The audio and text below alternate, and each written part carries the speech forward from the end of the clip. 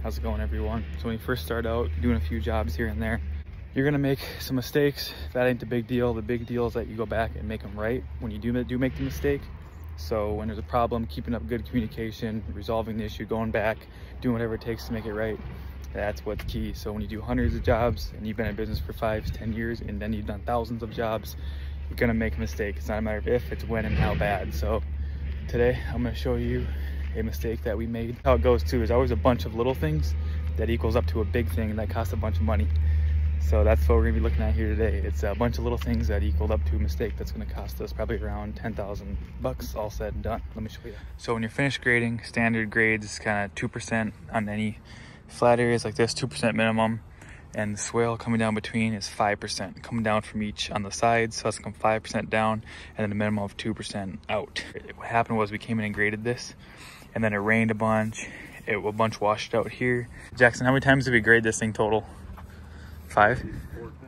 4 times, because it kept washing out, right? Yeah. We graded it way too soon, and then because they had to have it done to get the lifts and whatever in here, and then it kept washing out because it's all sand, so we kept getting downpours, and wasn't there like 4-foot gullies back here? So we some would be like 4 feet wide and 2.5 feet deep. Right. So we kept filling those back in, and it just a bunch of things.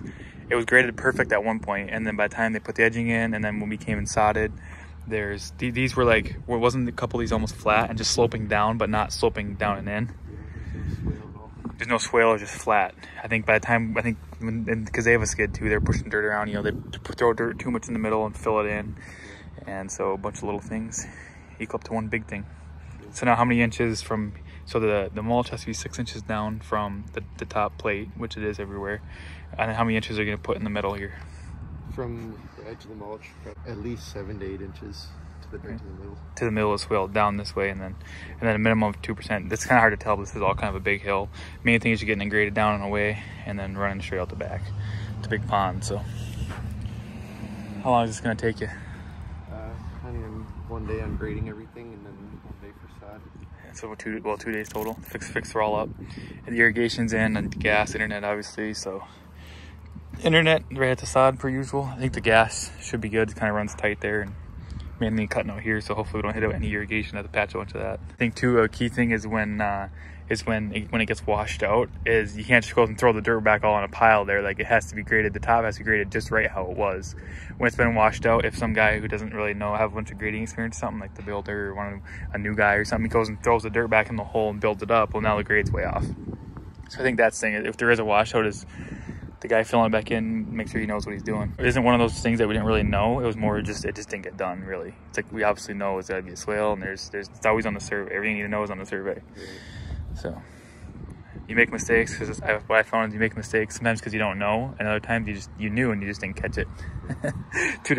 Bunch of different kinds of mistakes, but we'll make it right and move on. So it matters in the end is make it right. So anyone that's been in the business for more than 20 minutes knows what I mean. We've all seen it. No one likes to talk about it, but we've all seen it where it's just simple stuff gets missed, or a bunch of little things happen and leads to a bigger problem that needs to be addressed. So that's what Jackson is doing here today. This little video isn't the most fun to make, but it's real life. So let me know what CRM you use in your business in the comments below. We use Jobber. It works good for doing the job the first time. Warranty work if you got to come back and overseed, or if you do concrete and you got to come back and saw cut and seal, or anything like that. So if you gotta make a bunch of trips, you have a bunch of guys, it works really good for that. So check out the link down below. You can save some money when you sign up, or you can get a free trial and see if Jobber is right for your business. If you're in a service-based business, you have a bunch of employees, a lot of stuff going on at once, a bunch to manage, it might be just right for you. So check it out. Thanks to Jobber for making videos like this possible. And as always, remember, it is what you make it to be.